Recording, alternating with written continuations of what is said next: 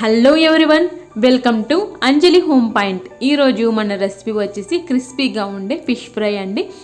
So మామూలుగా మనం fish fry అంటే ఆయిల్లో డీప్ ఫ్రై చేస్తూ ఉంటాం.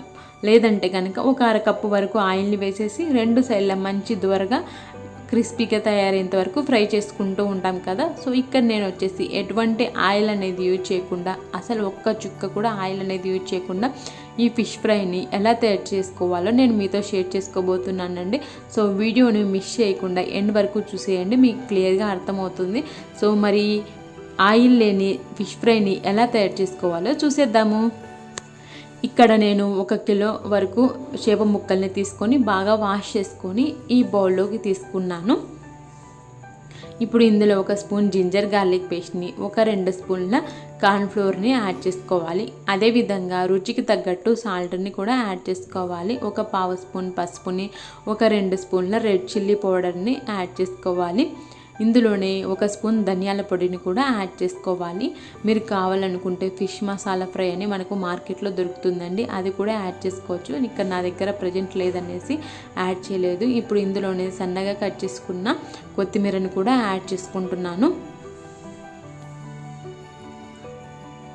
ఇలా కొత్తిమీరని యాడ్ చేసుకున్న తర్వాత ఇప్పుడు ఇందులో 1 అర చెక్క నిమ్మరసాన్ని కూడా యాడ్ చేసుకోవాలి.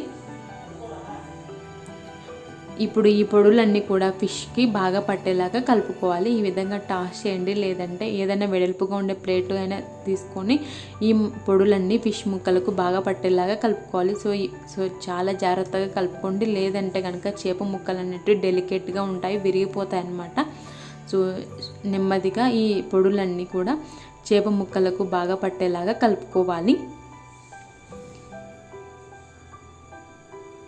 ఇలా కలుపుకున్న తర్వాత చూడండి, ఈ విధంగా నీట్గా కలుపుకొని మూత ఉంచుకొని 1 అరగంట సేపు వరకు ఫ్రిడ్జ్లో ఉంచుకోవాలి. అరగంట తర్వాత స్టవ్ మీద ఇలా వెడల్పుగా ఉండే ప్యాన్ని పెట్టుకోవాలి. ఇక్కడ నేను ఇనుప పెన్నాన్ని పెట్టుకుంటున్నాను అండి.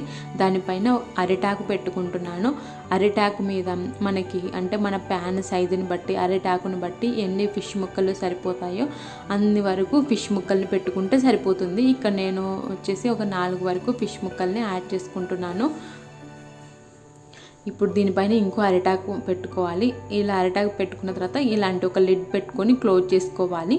చూడండి, ఒక 2 మినిట్స్ తర్వాత మనం చూస్తే కనుక ఫిష్ ముక్కలు కరెక్ట్గా కుక్ అయి ఉంటాయి.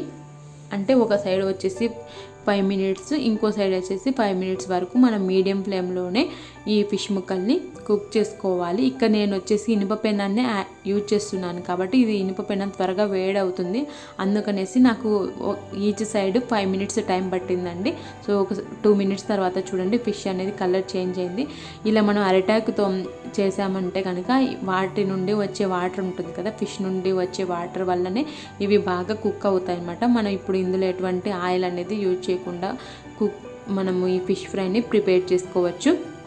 చూడండి, ఇంకో 5 మినిట్స్ తర్వాత మనకి ఫిష్ ముక్కలు అనేటివి కరెక్ట్గా కుక్ అయ్యాయి. చూడండి, మంచి కలర్ వచ్చింది ఫిష్ ముక్కలు అనేటివి. ఇప్పుడు జాగ్రత్తగా ఇంకో సైడ్కి టర్న్ చేసుకోవాలి. ఇక్కడ నేను 2 స్పూన్లు తీసుకొని ఈ విధంగా టర్న్ చేసుకుంటున్నాను. ఒక ఫిష్ ముక్క వచ్చేసి పక్కకి వచ్చిందండి ఈ అరిటాకు నుంచి. సో ఆ ఫిష్ ముక్కను కూడా పెడుతున్నా. సో చాలా జాగ్రత్తగా ఒక సైడ్ నుంచి ఇంకో సైడ్కి టర్న్ చేసుకోండి. ఇప్పుడు దీనిపైన ఇంకో అరిటాకును ఉంచుకోవాలి. సో అరిటాకు బాగా కాలేదనేసి నేను ఇంకో ఫ్రెష్ అరిటాకు పెట్టేసి ఈ విధంగా కుక్ చేసుకుంటున్నాను. ఇటు సైడ్ కూడా 5 మినిట్స్ అనమాట. సో ఈచ్ సైడ్ వచ్చేసి 5 మినిట్స్ మనం కుక్ చేసుకోవాలి మీడియం ఫ్లేమ్లోనే ఉంచుకొని. అంటే మనం పెనాన్ని బట్టి కూడా నేను ఐరన్ ప్యాన్ యూజ్ చేశాను కాబట్టి నాకు త్వరగా కుక్ అయ్యిందనమాట. సో మీరు యూజ్ చేసే పెనాన్ని బట్టి మంచిగా ఫ్రై అయ్యేంత వరకు కుక్ చేసుకోండి. ఇదే విధంగా మిగతా ఫిష్ ముక్కల్ని కూడా ఫ్రై చేసుకుంటే సరిపోతుంది. చూడండి ఎంత సాఫ్ట్గా కుక్ అయ్యాయో మన ఫిష్ ముక్కలు అనేటివి, ఎటువంటి ఆయిల్ అనేది యూజ్ చేయకుండా. సో ఈసారి మీరు ఇలా డిఫరెంట్గా ట్రై చేయండి. ఇలా అరిటాకులో చేసామనుకోండి మన హెల్త్కు మంచిది, అండ్ ఆయిల్ యూజ్ చేయలేదు కాబట్టి ఇంకా బాగుంటుంది ఫిష్ ఫ్రై అనేది. సో ఈ రెసిపీ మీకు డెఫినెట్గా నచ్చిందని అనుకుంటున్నాను, మీకు ఎంతో కొంత యూజ్ అవుతుందని అనుకుంటున్నాను.